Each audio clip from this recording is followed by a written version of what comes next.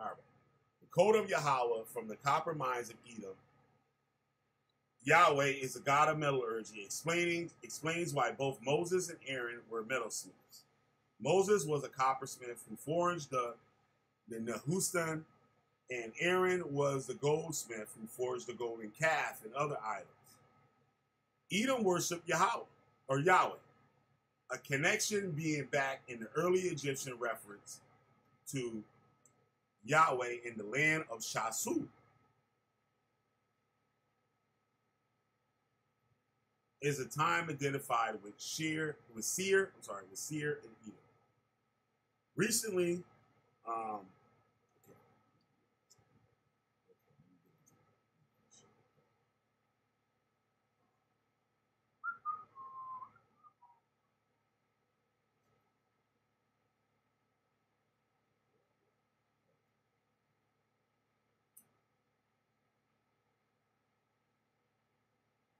I'm breaking up bad. That's why I got this damn thing recorded.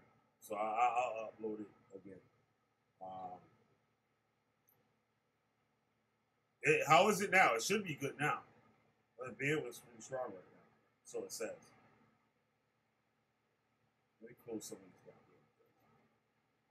That should be all right. How is it now, bro?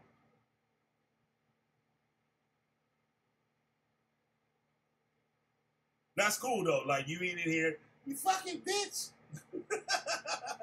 You gay, Yahweh gonna kill your ass, nigga. Oh, I forgot to put it. You only got two people up there. So can't do that. All right. How's my audio now? Is it okay? Can't hear my ass. All right, well, I'm just going to continue. Like I said, I'm going to record this. All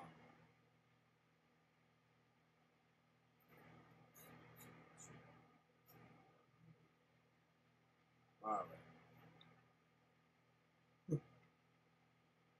All right.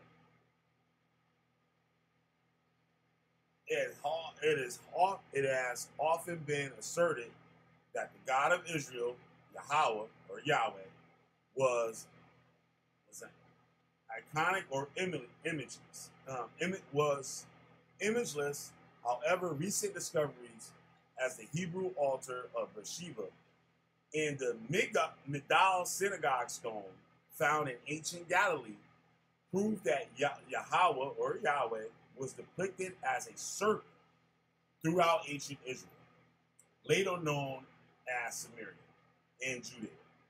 The myths surrounding the Israelite snake god, Yahweh, are found throughout the Bible. Below are,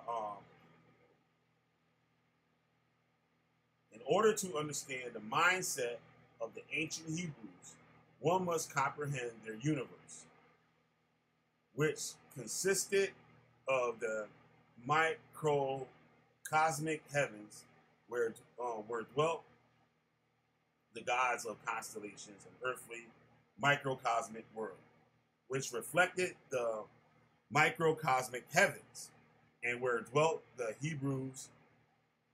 Astral worship was an ancient form of worship in the Middle East. The Ugaritic literature, the astral gods, for this is like in their language, it's just like a thing. Or what it means, this word, I'm not even going to say it because it's a bunch of abbreviations. It means the council of the stars. We're part of a council of the chief god El, or El Elyon. This Ugaritic god was also worshipped in Israel as El Elyon and Elohim. The god of the Tanakh, Elyon, presiding over a similar council of astral gods, according to Psalms 82. The native inhabitants of Ugaritic Israel and Judea were all Canaanites. Also, the Sumerians, one of the oldest Middle Eastern civilizations, designated their gods with a star sign. This meant god, goddess in heaven. the Assyrians, the Sumerians greatly influenced the cultures. Like you notice this said talk about the star sign, right? I don't know if I'm going to get into that today. I think I'm going to make that a different video where I'm going to explain like where that star comes from and the symbolism of it. And it's not the little, as Judah Naz would say. Okay, I saw my shit.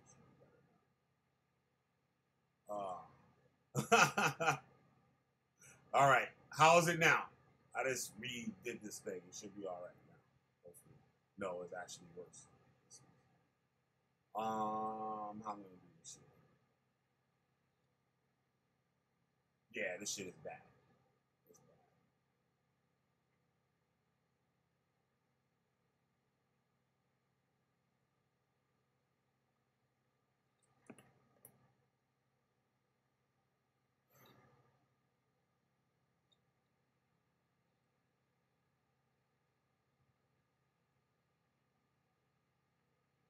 Yeah, it's still horrible. Let me change this thing. I might have to come. Yeah, it's still bad. I might have to come back. Let me see here. So Chris could back me up if I can't be here. Let me see something. See if I can show you something. I'll be right back. All right. I should be good money right now. Okay, you should be able to hear me loud and clear. Hopefully. Yeah, my sound is strong. All right.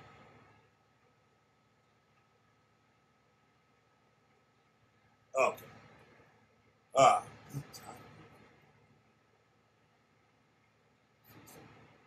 I'm sorry for the delay,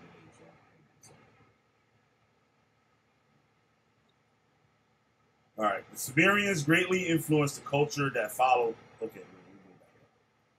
The god of the Tanakh, Elyon, presides over the similar council of astral gods, according to Psalms 82. The native inhabitants of Ugarit, Israel, and Judea were all Canaanites. Also, the Sumerians, one of the oldest Middle Eastern civilizations, designated their gods with the star sign or Dingur. This sign meant god, goddess in heaven. The Sumerians greatly influenced the culture that followed them, which includes the Akkadians and Assyrians, the Babylonians and the Canaanites. The Hebrews borrowed their religion from these cultures with whom they were associated, like the empires which surrounded them. The Hebrews were star worshippers whose deities were astral gods. These astral gods are referred to in the Bible as the host of heaven. Yahawah was depicted as an astral god surrounding by these fellow astral gods or hosts of heaven in 1 Kings 22 and 19. And Mike Yahweh said, "Therefore hear the word of Yahawah. I saw Yahawah sitting on his throne, all the hosts of heaven standing beside him, on his right hand and on his left."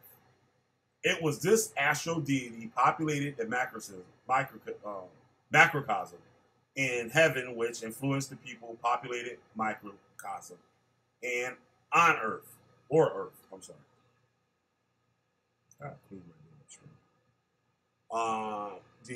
The geography and political division of Canaan were also critical factors in the development of Judean religion.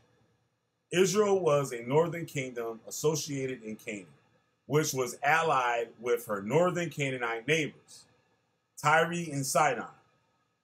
Israelites were a racial and cultural mixture of Semitic Canaanites, Armenians, Algian Islanders, and Egyptians. Israel was a foe of Judah, a Canaanite city-state located in the south. The Judeans were a racial and cultural mixture of Egyptians, Semitic Canaanites, Midianites, Canaanites, and Midians. These last three tribal confederations originated on the southern coast of Arabia, where they traded and intermarried with the African people of Abyssinia and Nubia. The Assyrian Empire invaded the northern kingdom of Israel between 740 and 723 BCE, at which time many Israelites fled to the southern state of Judah. Judah became under Assyrian domination in 701 BC. Babylonian defeated Assyria and captured Jerusalem circa 605 BC, at which time many Judeans were deported to Babylon. The Judeans were freed by the Persians, and a remnant of the population returned to Judah between 520 and 515 BC. Because the kingdom of Israel was utterly destroyed by the Assyrians, and the Judeans were able to survive foreign capture and domination, they retained control of the myths, history, culture, and religion, which they wrote in their religious texts. So these texts favored the Judean view of the culture and history of Canaan, even though they were interwoven with the cultural history and myths of their northern neighbors, Israel. Following list contains numerous references to the Arabic language. Biblical Hebrew, or archaic or biblical Hebrew, flourished as a spoken language in the kingdoms of Israel and Judah during the 11th and 7th centuries BC. The archaic form of the language ceased to be a spoken language during and after the Babylonian exile, at which time Aramaic became the day-to-day language of the Judeans. The bulk of the biblical texts are written in classical Hebrew, while a few texts are written in Aramaic. Classical Hebrew further evolved into the Messianic form, which became extinct as a spoken language between 200 and 400 CE. The Hebrews translated their scriptures into Koine Greek in Alexandria, Egypt, around 2nd and 1st centuries BCE. At that time, Egypt was dominated by the Macedonian Ptolemaic dynasty. There were several Greek translations of the Judean text, but the translations most often used was the Septuagint. Greek became the language of scholarship and was used by the authors of the New Testament, which includes the Gospels. Romans defeated the Judeans in 135 AD, and they remained suppressed in Palestine under various regional powers until the area fell under the rule of the Arab caliphates, beginning in the conquest of Jerusalem by Umar Khattab in 637 CE. Jews were finally allowed to re-enter the city of Jerusalem, from which they were banned by the Christian Byzantines. Around this time, Hebrew scholars called the Mezarites began to reconstruct their confusion of Greek, Aramaic, and Hebrew scriptures, of which no original copy survives. From the 7th century to the 11th century, in areas controlled by the successive Arab caliphates of the Rashidun, the Umayyads, and the Abbasids, by the time of the Mezarites began work on their texts. Archaic Hebrew had fallen out use for more than 1,000 years, and Messianic Hebrews had ceased to be spoken for at least 200 years. So Masoretic scholars relied on the Arabic language and scholarship to understand and reconstruct their Hebrew texts. See this? Mezarites worked to reconstruct their variant scriptures in Tiberias and Jerusalem and Palestine, and in Babylonia, in the southern Iraq regions controlled by the Arab caliphs. Because the Mezarites were immersed in the Arabic language and culture during the time of the compilation of the text, Arabic language and scholarship greatly influenced their efforts to establish uniformity in their scriptures. According to research entitled An Arabic Hebrew Comparative Study of Genesis 1 to 3, There is evidence that the Mezerites used transliterations of classic Arabic vocabulary when they back translated the Old Testament from Korean Greek into classical Hebrew. Furthermore, the Palestinian Mezerites borrowed the Arabic systems of diacritical marks to vocalize and punctuate their Hebrew. So, as we see here, that the Hebrew Israelites like to say that the so-called white Jews made up those dots and those marks and stuff, right? But as we see here, they got it from the Arabic, right? In Aramaic text, imitating the Arab Muslim scholars of the Quran. The Mezerites used diacritics to establish the grammar and thus the meaning of their biblical Masoretic texts.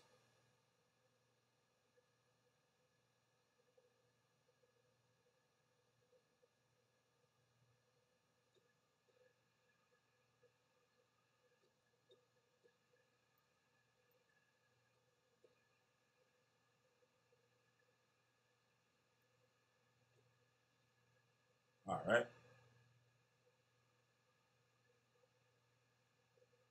Mezerites worked to reconstruct their variant scriptures in Tiberias, in Jerusalem, and Palestine. Noah, I'm going to start this motherfucker. I'm going to start this shit.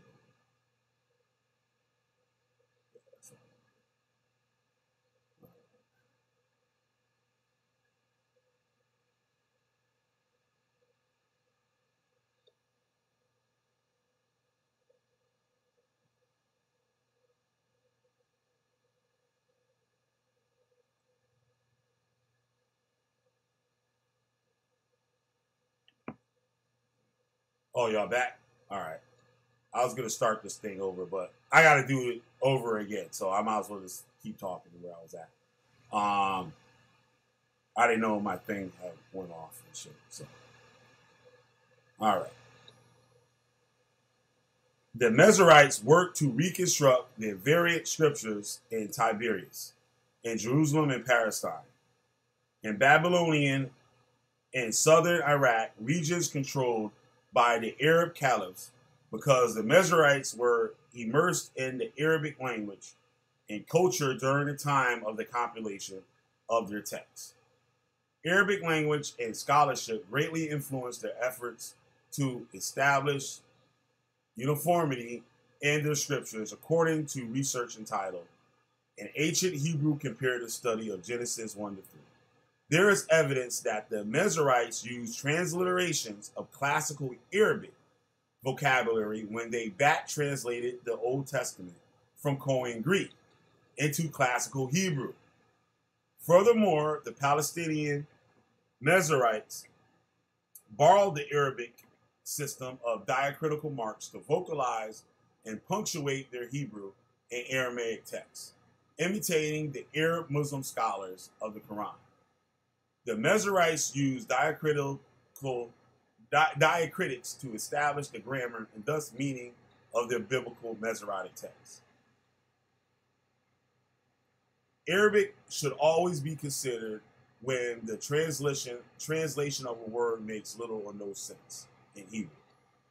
In addition, according to the Wikipedia order of Proto-Semitic languages, the reconstruction of Proto-Semitic was originally based primarily on the Arabic language, whose phonology and morphology, particularly in classical Arabic, is extremely conservative and which preserves as contrastive 28 out of 29 consonantal phonemes. Thus, the phonemic inventory of reconstructed Proto-Semitic is very similar of that of Arabic, with only one phoneme fewer of the Arabic than is reconstructed into Proto-Semitic. Classical Arabic, unlike classical Hebrew, retains the characteristics of the parent Proto-Semitic language. According to the Old Testament, all of the biblical characters preceding the Babylonian exile lived before the event of classical Hebrew. So in order to reconstruct the meaning of their names, one must rely on classical Arabic for the correct interpretation and etymology of the names of the characters that preceded the Babylonian exile.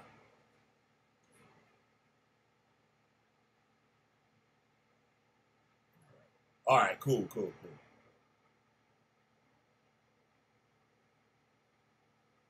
The Bible, a compilation of a Near Eastern literature that can be briefly summed up as an account of a people who were attempting to establish um,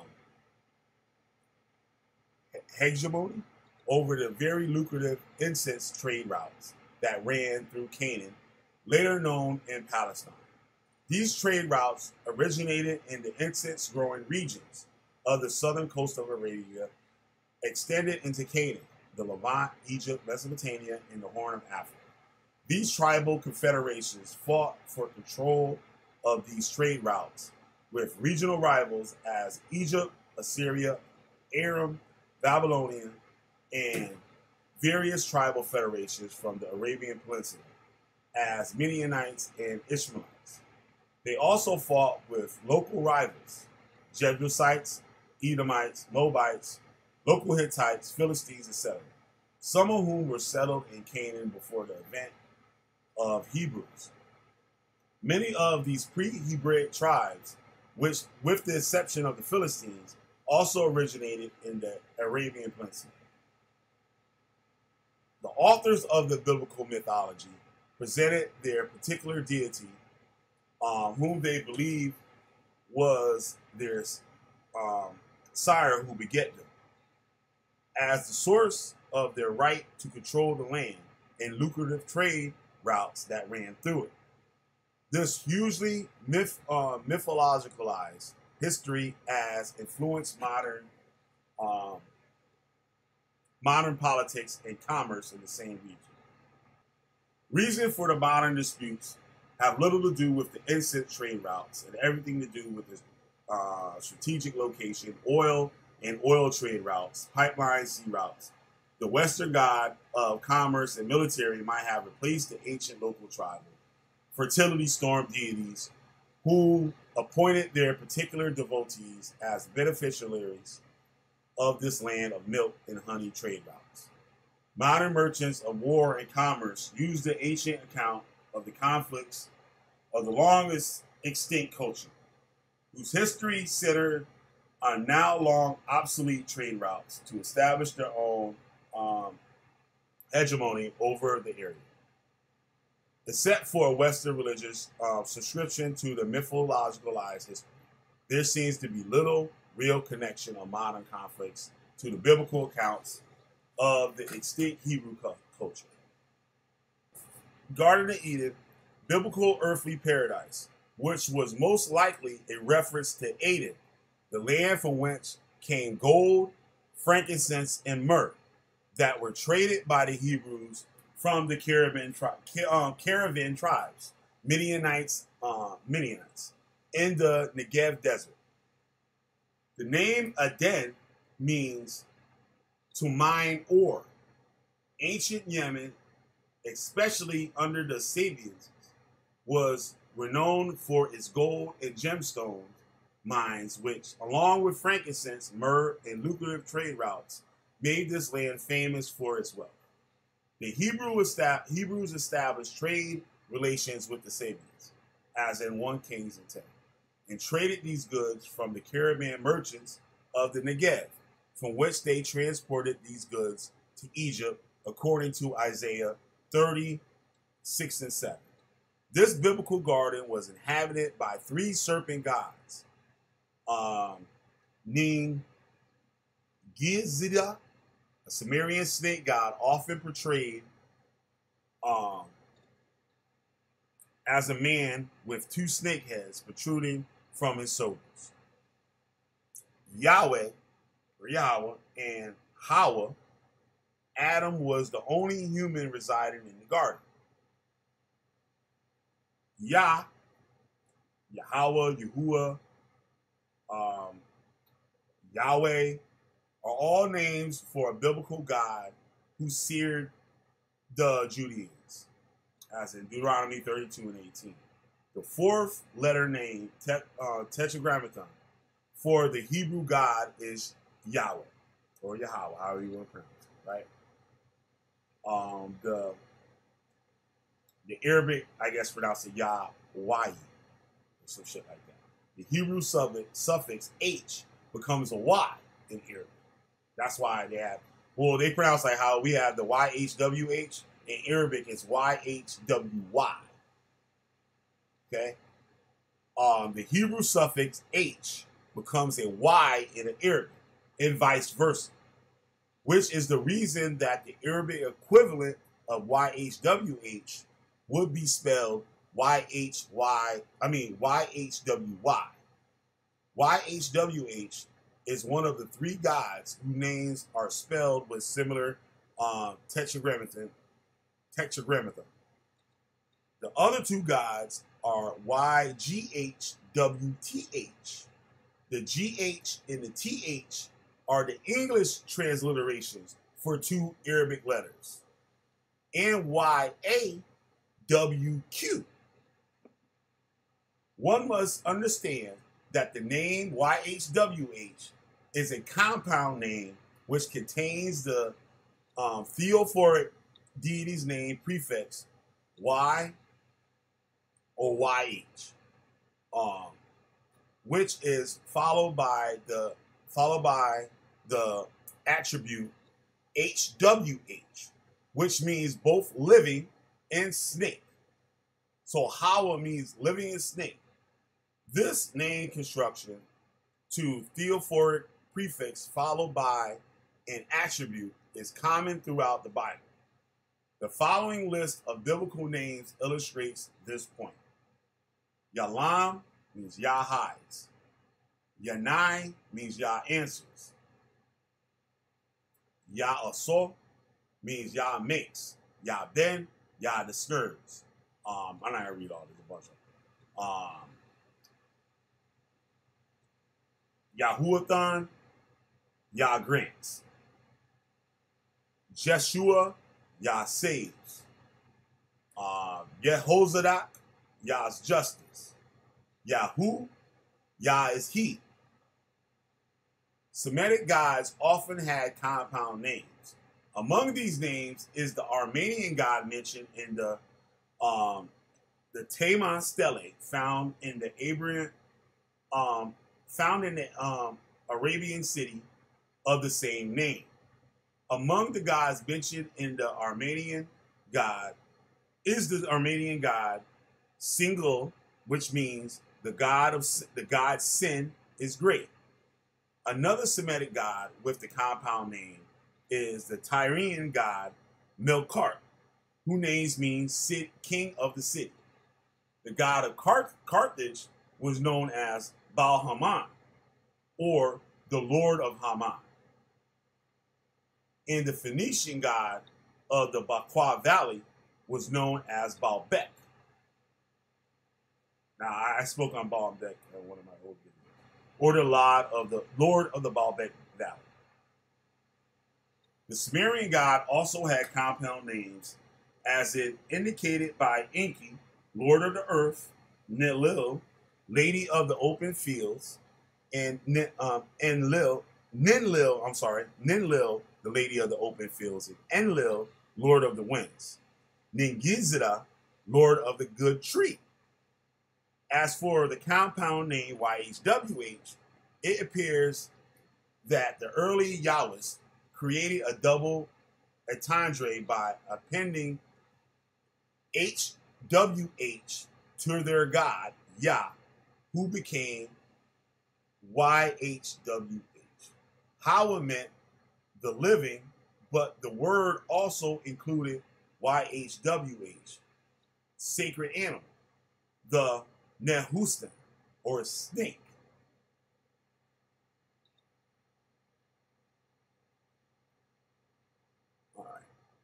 YHWH was worshipped in the form of a snake, according to 2 Kings 18:4.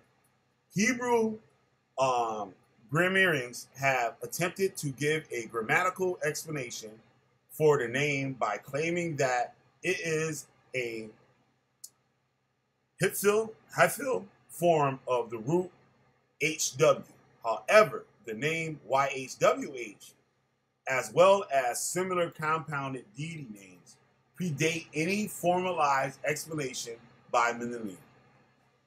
Hebrew grammar did not become formalized until the Bezerites, who living under the Arab caliphs began between the 7th and 11th century CE. So YHWH's name follows an ancient Near Eastern pattern of appending an attribute to the name of a deity. Yah, snake guardian of the tree of life. Yah is spelled with a double H. The letter H, or hey, accented with the mat, peak.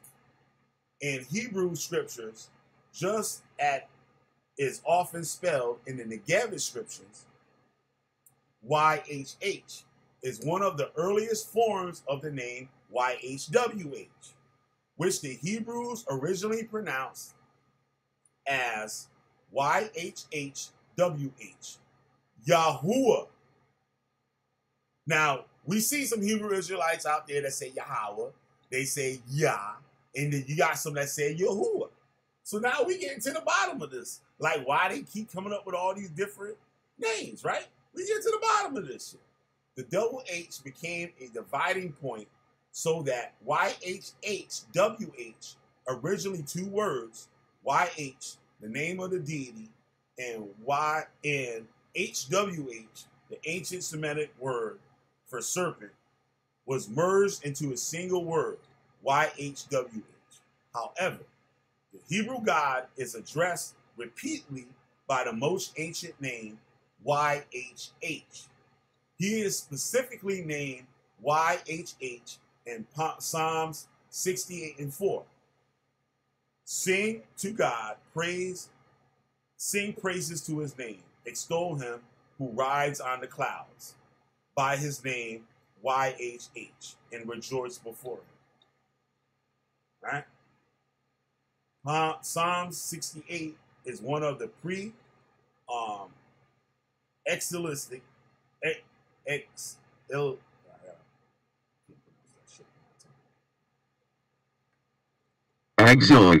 exilic Psalms in the Tanakh. The name YHH is repeated in Exodus 15 and 2. Yah is my strength and my defense, and he becomes my salvation. He is my God, and I will praise him. My father's God, I will exalt him. Indeed, YHH appears over 50 times in the Tanakh and is used not only in Psalm 68 and 4, Exodus 15 and 2, but also in Exodus 17 and 16, Psalm 77 and 12, 89 and 8, 94 and 7, 94, 7, and 12, 102 and 18, 105 and 45, 106 and 1, Isaiah 12 and 2, 26 and 4, 38 and 11. YHH name is written in the Negev inscriptions as a snake's head with a protruding forked tongue. Old Negev script, Y plus the H, which is written I see. Hoa, or something. I think they were trying to say. According to the Dr. James R. Harris, the Hebrew carved YHWH full image as a radiant serpent among these inscriptions. Harris' conclusion that the early Hebrews were responsible for these inscriptions is supported by the many carvings among these inscriptions of what later became known as the Jewish menorah. These inscriptions date to circa 1200 BC. Place names found on the compositions were appropriate for the time, location, and context in which they are used.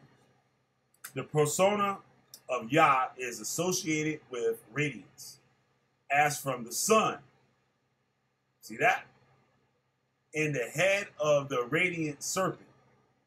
The story of the radiant serpent was to be extended to his people so that their countenances would shine as they become a holy nation, a sanctified people.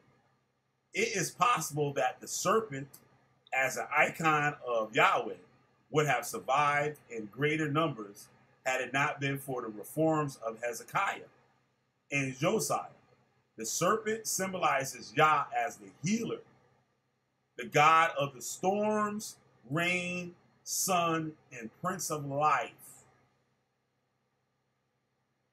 Yah was the disciplinarian judge, protector, deliverer, teacher, purifier, and father of his covenant people.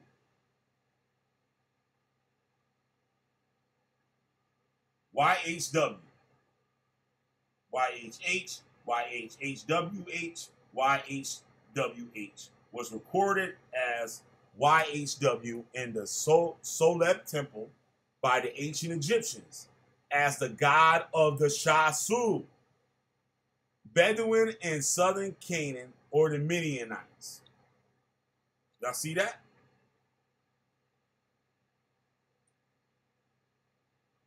Current scholars pronounce the hieroglyphics as Yahoo. Now we got some of those that war machine niggas. They pronounce Yahweh, Yahoo, or Yahawah, or some shit like that, right? Although they could also be pronounced as Yahuwehu. YHW was adopted by the Hebrews through the Midianites, where he became known as YHH. YH or YHH is thought to be the Sehitic, which is an old South Arabic word for an ancient Semitic word for life, or HY. In Sehitic, HY would be written as YH. The H in Sehitic was the definite article, the, written as a suffix to the word Y. In Hebrew, the definite article H is written as a prefix. Thus, the word YHWH is written as the word YH.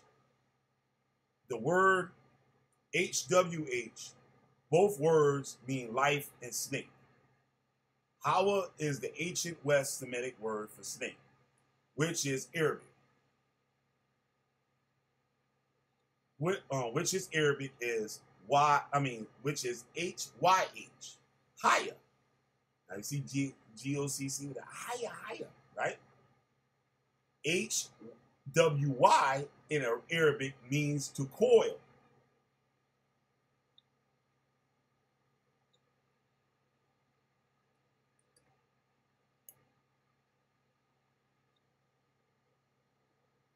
One second.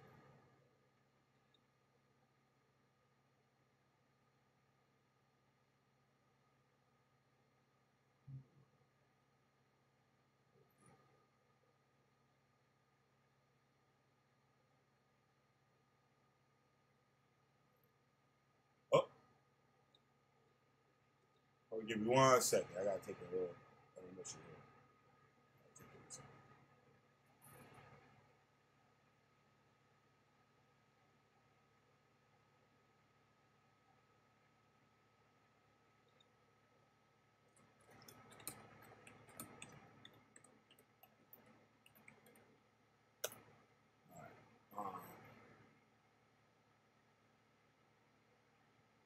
Where I left off. I'm sorry about that.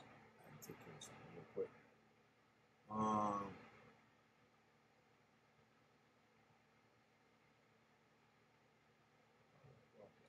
Okay, YH. I start from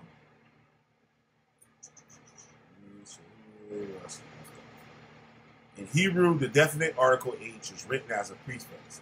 Thus, the word YHWH is written as the word YH plus the word HWH, both words mean life and snake. Hawa is the ancient West Semitic word for snake, which in Arabic is HYH, Haya. HWY in Arabic means to coil. The W and the Y are interchangeable in Semitic languages. So YHH, WH, YHWH means the living snake god, or YHH, the coiling one. This god originated as a serpent cult. His Ophic, or snake image, was carved by the Hebrews on their Beersheba altar, 1800 BCE, and on the Galilee Migal synagogue stone, which existed as part of the synagogue during the time of Jesus. All right.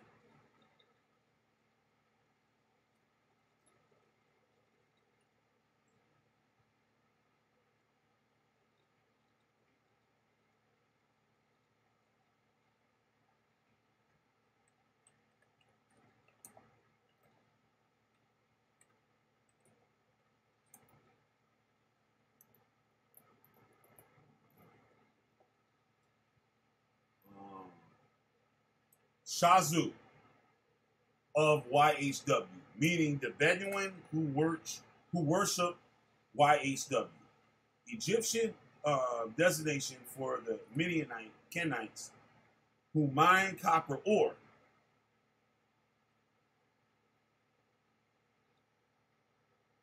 Copper ore in the Negev desert. These copper mines were under Egyptian control from the 14th and the 12th century BCE. The Midianites and other Bedouin worked the mines for the Egyptians during this time. Shazu of YHW can be found in the Soleb temple inscriptions in Egypt. And we know the Shazu are the Hyksos. You know what I'm saying? These were Caucasian people. These weren't black people. So all y'all Hebrew Israelites talk about, oh yeah, how are we going to save? No, he's not come to save your ass.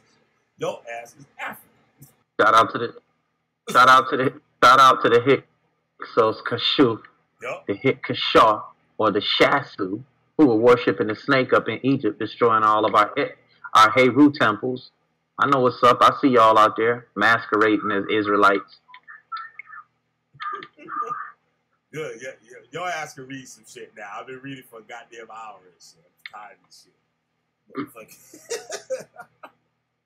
No, I know a lot of this stuff off heart because I do so much research. I'm on my phone. Well, what are we talking about? I went through how the Arabic language was used to construct the Bible into the Hebrew. Like they had to use the Arabic from the Greek or some shit like that. I read it before. Y'all got to look. And from there, and like, you know how they say, oh, the white Jews, they put the dots, all the punctuation marks and shit in the Hebrew. But no, they got that from the Arabs. They took that from the Arab script. So they didn't just come up with that thing with, oh, that's Yiddish when you got the dots. That's bullshit. Those dots came from Arabic because the Masoretics had to use the Arabic to translate the language.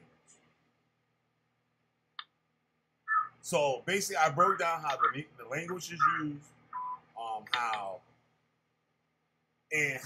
like the timeline and how these things came up and the different variations and how we hear all the Hebrew Israelites got all these different names for Yahawah and all this shit.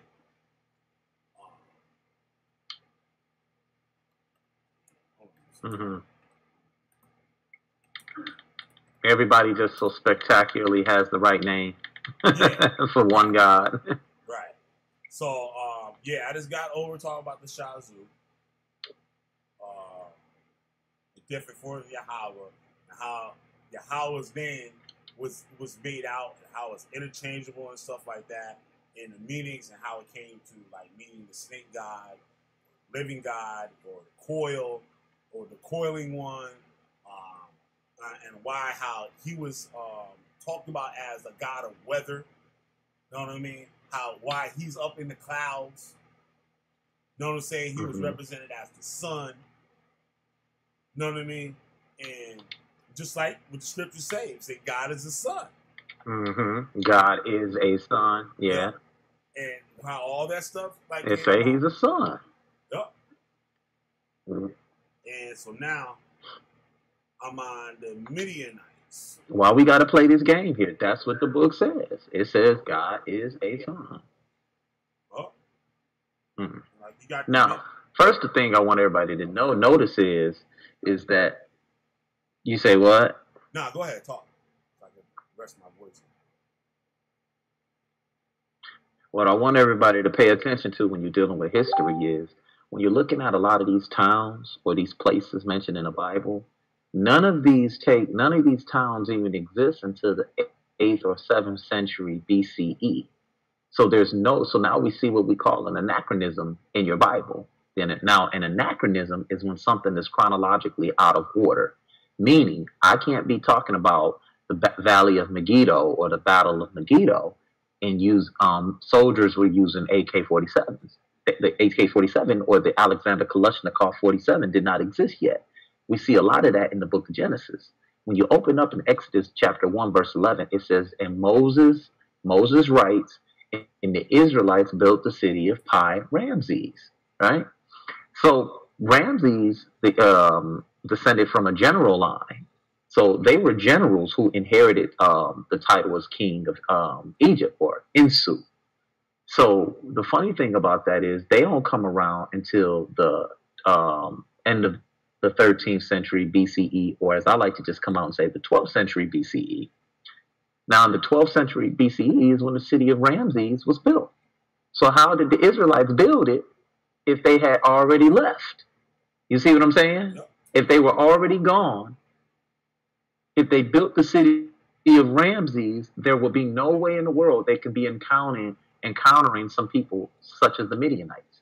The Midianites did not exist in the 12th century or end of the 13th century BCE. They didn't exist yet. They didn't get there until the 11th century. I'm sorry, the 8th century BCE. Now, the Midianites, the Gibeonites, and all these different tribes of people, they were placed in that land by the Assyrians. Now, this Bible closely mimics that of the Assyrian domination. When the Assyrians captured all that land and they began to remove people and place them in different parts of the land, all over the Levant area. Remember, the Assyrians did come into Egypt and rule until they were pushed out of there. So these are the things y'all got to start looking at and being honest with your text. The Midianites were there in the 8th or 7th century BCE. And a lot of these practices are, in fact, Arab or Arabic practices. These are not African in ontology. You see what Aaron's saying? Y'all can continue to walk around with head wraps around your head and make a fool of yourself. Cause what is he saying? The scriptures say that we went off. See, that's indoctrination. Yeah, we gave them the name of the Most High. Israel is he's indoctrinated. He can't help that. So he's saying that the Hebrews or the Israelites gave the name of the Most High to the other nations to worship. But this name predates the actual people. That doesn't make any sense. Yeah, it don't make no sense. What's up, Ivory?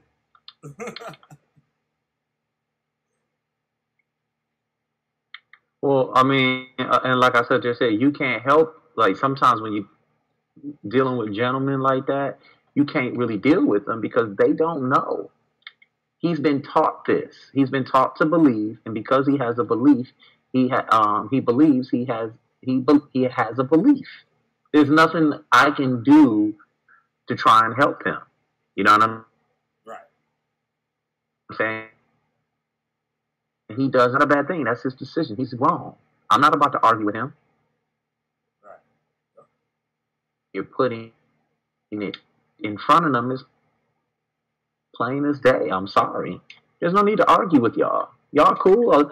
You cool? I'm gonna treat you like a man. I'm gonna treat you like a human. But when you come around me and my family with this Yahweh stuff, I gotta cut it short. Like, hey, man, that's not God. You know what I'm saying? God is all around you. You know what I'm saying? You all do not have a monopoly on spirituality out here. You know what I'm saying? Your spiritual systems, a lot of the practices and rituals come directly out of Egypt, whether you like it or not. You guys weren't the first one using scapegoats of things and releasing them into the wilderness. The Africans had been doing that, and it was symbolic. It wasn't literal. You guys take these things as being literal. I'm gonna show y'all. So don't try me, because you'll get your feelings hurt. You know what I'm saying? And oh shit. Yeah, there's a lot of fucking crazy shit, man. Like I said here, it said the ancient Egyptian moon god who protected travelers and became associated with Yahweh. Khonsu's name means traveler in the ancient Egyptian language. According to Wikipedia article, Aya,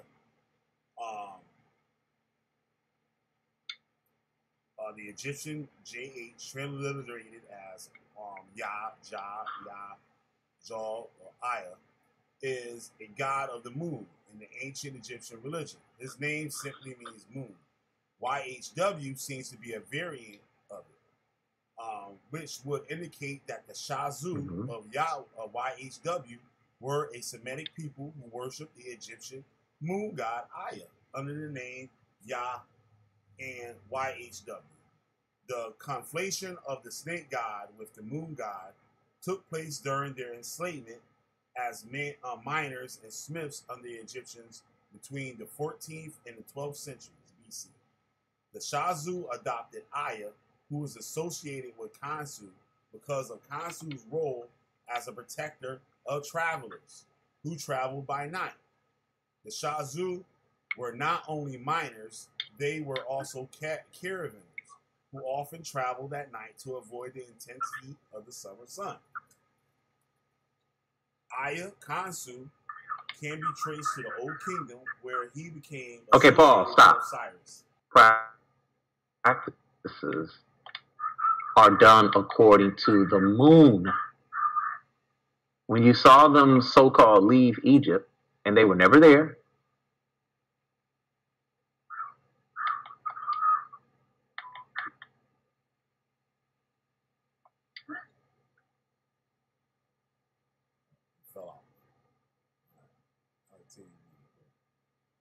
It says they became associated with Osiris, the Egyptian god of the underworld. However, since this god was not popular until the Middle Kingdom, when the Hyksos ruled Egypt, it is unclear whether the Aya of the Middle Kingdom was imported into Egypt by the Semitic Hyksos, or was adopted into the religion from the Egyptian source. The name Aya and YHW are spelled differently in hieroglyphs. This difference in spelling is due to the variations of pronunciation. The word YHW, then, is likely an Egyptian transliteration of the Semitic pronunciation of the word. The name of the Egyptian moon god Aya is pronounced similarly to the ancient Semitic word Yah, which many scholars have translated as both snake and life. Aya, Yah, meant moon in Egyptian, but the word meant snake and life in Proto-Semitic language, found in the Negev inscriptions, where the word is written as a snake's head with a protruding forked tongue. Right? And you see that with the Yah symbol. It looks like a snake with the forked tongue. This conflation of the moon and the snake deities would also explain why YHWH was worshipped in the form of a serpent or Nehushtan. YHWH was specifically associated with the moon as he appeared to Moses on Har Sinai, or Moon Mountain. See? So the mountain and the moon. The sacred animal of the Semitic moon gods was the snake. The Hebrews worship YHWH in the form of the snake coiled around a pole or tree.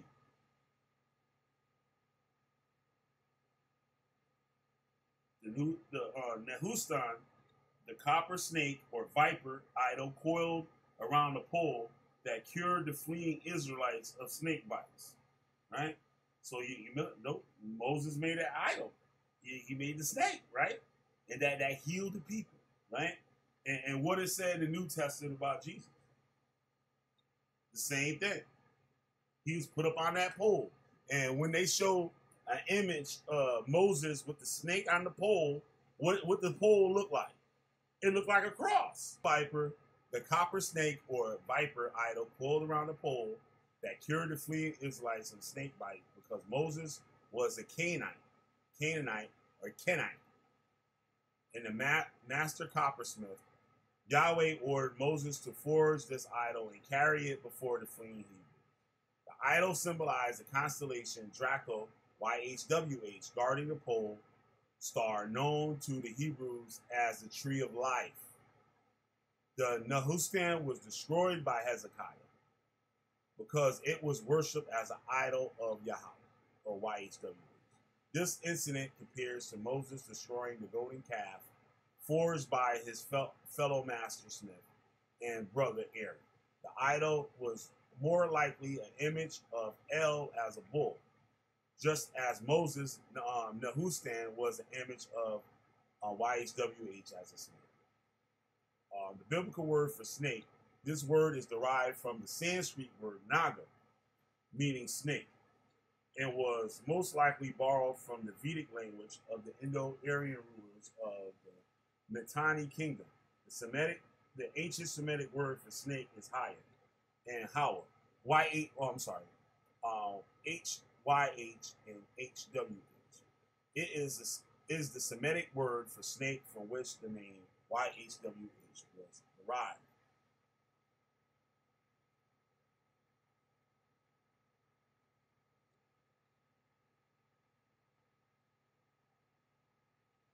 See here, I got an image here. I'm going to share my screen with y'all.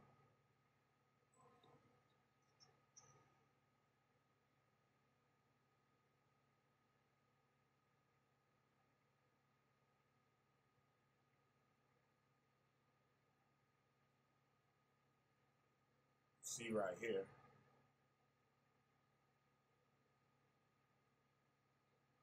See that?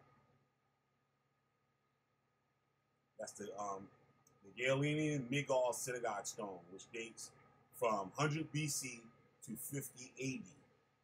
Right? As you can see here,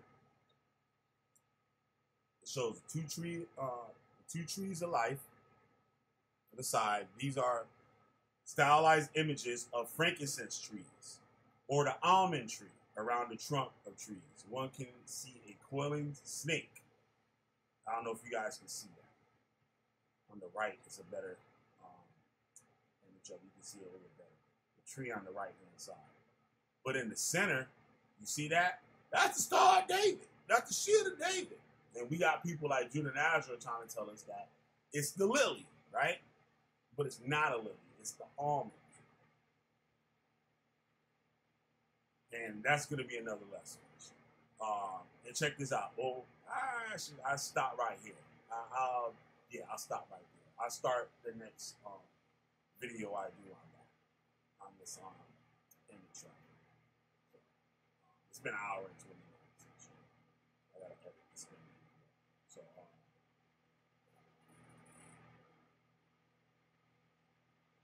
all right, right on. Thanks everybody for tuning in. So, other than that, Killah be the goddamn Witchfinder General.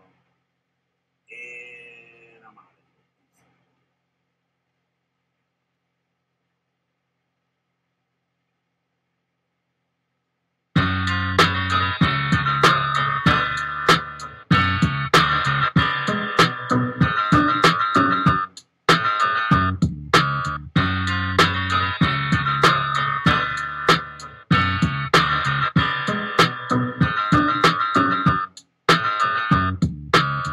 True talk, I recognize true talk, I never lie. The second I'm proved wrong is the day the devil will cool off in temperature. In hell it be lukewarm, my temper is short like your attention span. Can't quite remember what you were offended at. My parents have no idea that I made a new friend in my detention class. His name is Tuesday, and he claims to be the Justin Timberlake of rap, bringing tension back. Heaven didn't take him, God sent his ass straight to hell. Satan said hell, no one sent him back.